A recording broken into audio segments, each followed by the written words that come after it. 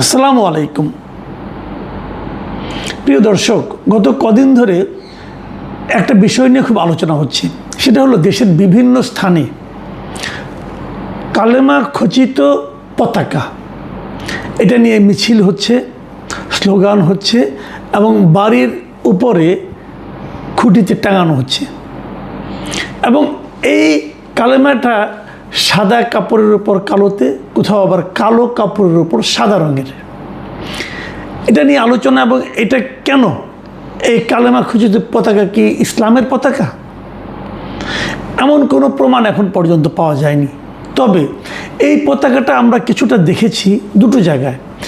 একটা দেখেছি আমাদের দেশের হিজবুত তাহরির, তারা এই ধরনের একটা পতাকা ব্যবহার করে, এবং আন্তর্জাতিক যে জঙ্গি গোষ্ঠী হিসেবে পরিচিত আইএসআইএস, এই আইএসের পতাকাতেও অনেকটা এরকম কালেমা খচিত।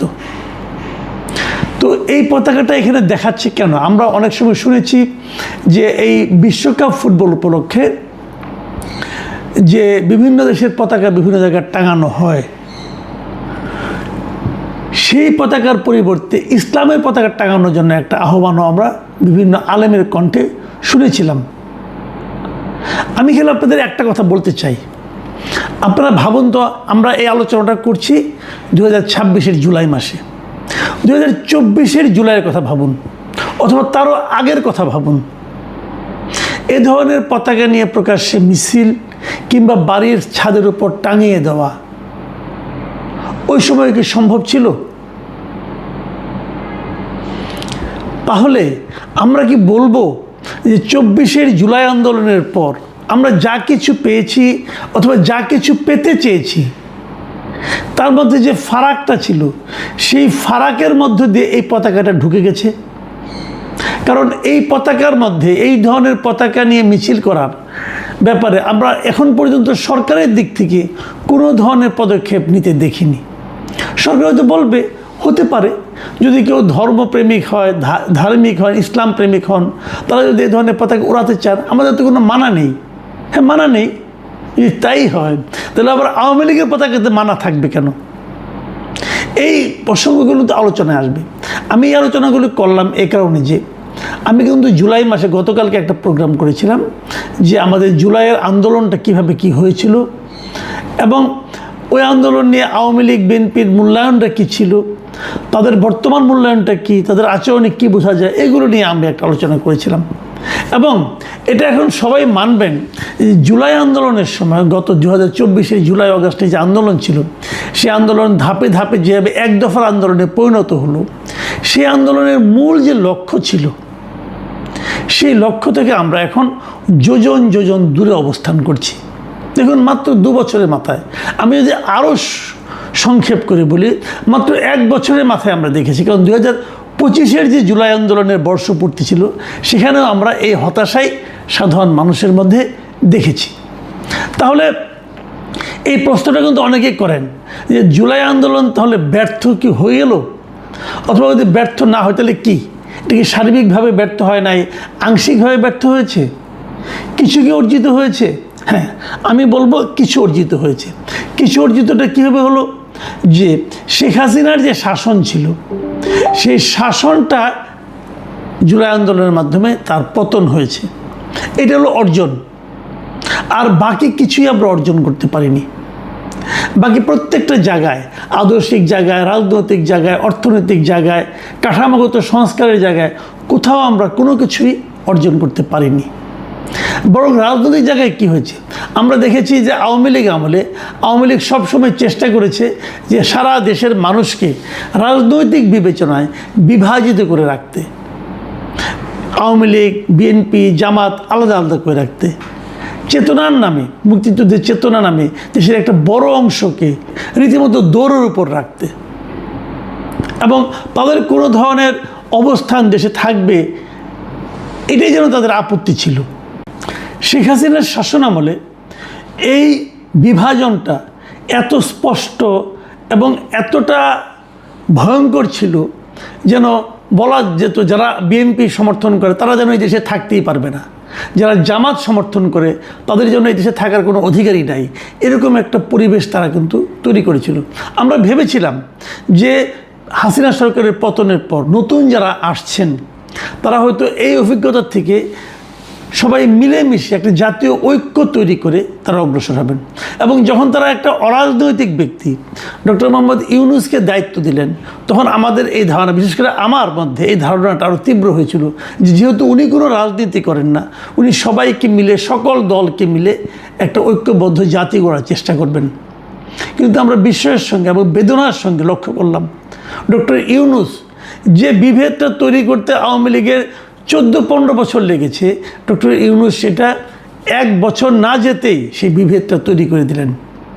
উনি আওয়ামী লীগের রাজনৈতিক কর্মকাণ্ডকে নিষিদ্ধ করলেন, ছাত্রলীগকে নিষিদ্ধ করলেন, করে আওয়ামী লীগ এবং ছাত্রলীগের যারা সমর্থক আছেন, কর্মী আছেন, তাদেরকে যেন এদেশে দ্বিতীয় শ্রেণীর নাগরিকে পরিণত করলেন। এবং সেই থেকে যে বিভেদটা তৈরি হলো, সেই বিভেদটা এখন যত দিন সামনের দিকে যাচ্ছে তত বেশি তীব্র আকার ধারণ করছে। এবং এর বিপরীতে আমাদের মুক্তিযুদ্ধকে উনি প্রশ্নের মুখে তুলে দিলেন। মুক্তিযুদ্ধ এবং জুলাই আন্দোলন এই দুটোকে যেন পাশাপাশি বসিয়ে দিলেন। কেউ কেউ বলতে শুরু করলেন জুলাই আন্দোলন হলো দ্বিতীয় মুক্তিযুদ্ধ। জুলাই আন্দোলনে যারা শহীদ হলো তারা যেন মুক্তিযুদ্ধের শহীদের চেয়ে বড় গুরুত্ব পাওয়া শুরু করলো। এই যে প্রক্রিয়াটা, এই প্রক্রিয়ার মাধ্যমে উনি এমন একটা শ্রেণীকে আশকারা দিতে থাকলেন যারা নাকি আমাদের দেশের অস্তিত্বেরই একসময় বিরোধিতা করেছিল। এবং আমি যে কথাটা বললাম যে মৌলবাদী গোষ্ঠীর এই আশকারা ডক্টর ইউনূস মানে খুব সচেতনভাবে দিয়েছেন বলে এখন আমার মনে হচ্ছে, যার নমুনা আমরা কিন্তু এই কালেমাবাহী পতাকা মিছিলের মধ্যে দেখতে পাচ্ছি। আমরা অনেক কিছু দেখেছি। আমি মাঝে মাঝে বলি যে আওয়ামী লীগের ফিরে আসাটা কতটা জরুরি, কিংবা আওয়ামী লীগের ফিরে আসাটা কতটা অবশ্যম্ভাবী, অথবা আওয়ামী লীগের ফিরে আসাটা কতটুকু বাস্তবতা এই দেশে আছে, এর সব কিছুই কিন্তু তৈরি হয়েছে আমি মনে করি ডক্টর ইউনূসের মাধ্যমে। ডক্টর ইউনূসকে যখন দায়িত্ব দেওয়া হলো, উনি যদি দেশটাকে ঠিকঠাক মতো চালাতেন তাহলে কিন্তু আওয়ামী লীগের প্রাসঙ্গিকতা অনেকটাই ফুরিয়ে যেত, কিন্তু উনি তা পারেননি। আমাদের দেশের মানুষের একটা, আমাদের দেশের না, পৃথিবীর সব দেশেই, বিশেষ করে যে দেশগুলিতে একটু দারিদ্র্যটা বেশি আছে, সেই সমস্ত দেশের মানুষ কিন্তু অতীত দিয়ে বর্তমানকে বিচার করে।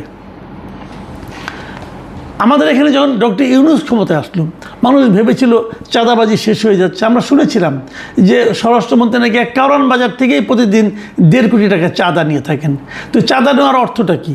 এই টাকাটা তো সাধারণ মানুষের যে ব্যয় তার মধ্যে যুক্ত হচ্ছে, জিনিসপত্রের দাম বেড়ে যাচ্ছে। আমরা ভেবেছিলাম চাঁদাবাজির অবসান ঘটবে, জিনিসপত্রের দাম কমবে, সাধারণ মানুষ একটু নিশ্চিন্তে থাকবে, কিন্তু সেই জিনিস আমরা বাস্তবে দেখতে পেলাম না। আমরা দেখলাম সে আগের মতোই সব চলছে, এবং কোনো কোনো ক্ষেত্রে আগের চেয়েও খারাপ অবস্থা তৈরি হলো। এখন যখন সাধারণ মানুষ দেখে যে বর্তমানের অবস্থা আগের চেয়ে খারাপ, তখন মানুষ কিন্তু আগের প্রতি একটু আগ্রহী হয়ে ওঠে। যে কারণে আমরা 6 মাস যেতে না যেতেই বিভিন্ন মানুষের মুখে উচ্চারিত হতে শুনলাম যে আগেই ভালো ছিলাম। ডক্টর ইউনূস একটা অসাধারণ সুযোগ পাওয়ার পরও সে সুযোগটা নষ্ট করেছেন। প্রথমে আমি ভেবেছিলাম উনি বোধহয় না বুঝে নষ্ট করেছেন, পরে আমরা দেখেছি উনি ইন্টেনশনালি এই কাজটা করেছেন।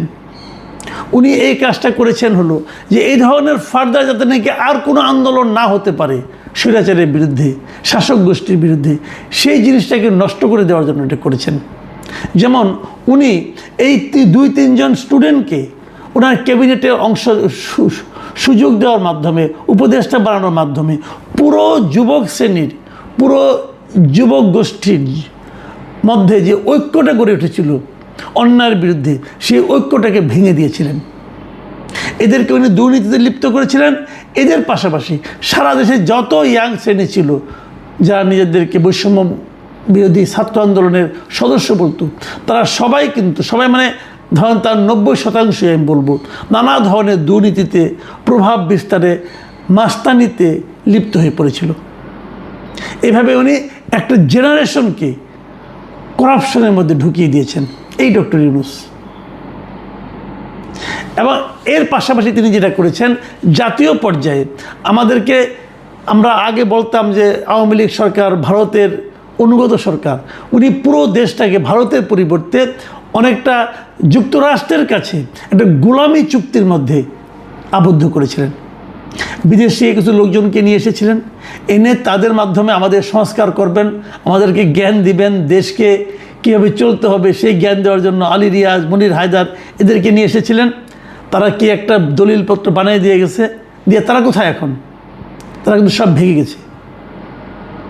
এরা কেউ তো এই দেশকে তারা ফিল করে না, তারা তো এই দেশের মানুষ নয়। আসলে তারা যুক্তরাষ্ট্রকে মনে করে তাদের দেশ।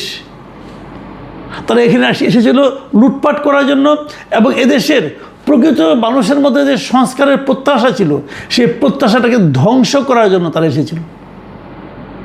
যে দু একজন আছে, তাদের মধ্যে দু একজনকে আমি খুব বিশ্বাসের সঙ্গে লক্ষ্য করি, ওরকম বিদেশি বেশ কয়েকজন কিন্তু এই সরকারও ধারণ করছে। এবং যাদেরকে ধারণ করছে, একটা কথা কেবল ভাবুন তো, তাদের যদি এই দায়িত্ব থেকে সরিয়ে দেওয়া হয় তাহলে কি তারা থাকবে? এই ডক্টর খলিলুর রহমান বলেন, আশিক চৌধুরী বলেন, আশিক চৌধুরী তো লন্ডনের নাগরিক, ইংল্যান্ডের নাগরিক। একজন ইংল্যান্ডের নাগরিককে আপনি আমাদের এখানে একটা জাতীয় পর্যায়ে নীতি নির্ধারণী পর্যায়ের একটা জায়গায় বসিয়ে রেখেছেন। ডক্টর ইউনূস এনেছিল, তার বদমতলব ছিল। এই সরকার তাকে কেন ধারণ করছে এটাও কিন্তু আমার কাছে এখন পর্যন্ত ক্লিয়ার না। তো আমরা তো এগুলো দেখলাম, এই জায়গাগুলোতেই কিন্তু আমরা দেখেছি যে তারা কতটা, মানে জুলাইয়ের চেতনা, আমরা বলি জুলাইয়ের চেতনা কেন ব্যর্থ হয়েছে, এর মূল কারণ হলো ডক্টর ইউনূস এবং গং এবং তার লোকেরা। দেখুন, জুলাইয়ে যারা শহীদ হয়েছিল, জুলাইয়ে যারা আহত হয়েছিল, সে আহতদের সুচিকিৎসা করেছে? এখনও করেনি। সবার চিকিৎসা হয়নি, এখনও তাদের মধ্যে হাহাকার রয়ে গিয়েছে। রাষ্ট্র পরিচালনা যে সংস্কার করতে চেয়েছিল সেটা কি করেছে? সেটাও তারা করতে পারেনি। কিন্তু এখন তারা কি করছে? এখন তারা জুলাই চেতনা বলেও এখনও ওইটাকে ইস্যু ধরে তারা কিন্তু সমাজের মধ্যে বিভক্তি আনার চেষ্টা করছে। আমরা মাঝে মাঝে বলি যে জুলাই চেতনার এই দুরবস্থার কারণটা কি, দুরবস্থাটা কোন পর্যায়ে পড়ছে? জুলাই চেতনা, জুলাই আন্দোলন এগুলি এখন নিয়ে অনেকে ট্রল করছে, লোক এগুলি নিয়ে হাসাহাসি করছে। এর হাত থেকে কিন্তু আমি মনে করি সমাজকে মুক্ত করতে হবে। আমি এটাও মনে করি যে জুলাইয়ের নাম নিয়ে সমাজকে বিভক্ত করা ঠিক যেমন মুক্তিযুদ্ধর চেতনার কথা বলে জাতিকে বিভক্ত করা হয়েছিল, তেমনি এই সরকার অথবা অন্তর্বর্তীকালীন সরকারের মধ্যে আমরা দেখেছি জুলাই চেতনার নাম করে তারা জাতিকে বিভক্ত করছে। আমি আগের মতো এবারও বলি যে এই বিভক্তি আমাদের জাতির জন্য সবচেয়ে বড় ক্ষতির কারণ হবে। জাতিকে অগ্রসর করতে হলে জাতিকে ঐক্যবদ্ধ করতে হবে। যেটা সবচেয়ে বেদনার বিষয়, এই যে বর্তমান বিএনপি সরকার আসছে, তাদের মধ্যেও কিন্তু আমি অন্তর্বর্তীকালীন সরকারের তৈরি করে দিয়ে যাওয়া বিভক্তিকে বয়ে নিয়ে যাওয়ার একটা প্রবণতা দেখছি। তাদের মধ্যে এই চিন্তাটা কাজ করছে না যে জাতিকে ঐক্যবদ্ধ করতে হবে। জাতিকে ঐক্যবদ্ধ করার কোনো রকম উদ্যোগ তাদের মধ্যে আমি লক্ষ্য করছি না। যদি এটা অব্যাহত থাকে তাহলে আমি মনে করি এটা আমাদের জন্য একটা ভয়ঙ্কর পরিণতি ডেকে আনবে। প্রিয় দর্শক, আমরা আশা করব জাতিকে ঐক্যবদ্ধ করার জন্য যা যা করার দরকার তাই সরকার করবেন। এখন এ পর্যন্তই। আল্লাহ হাফেজ।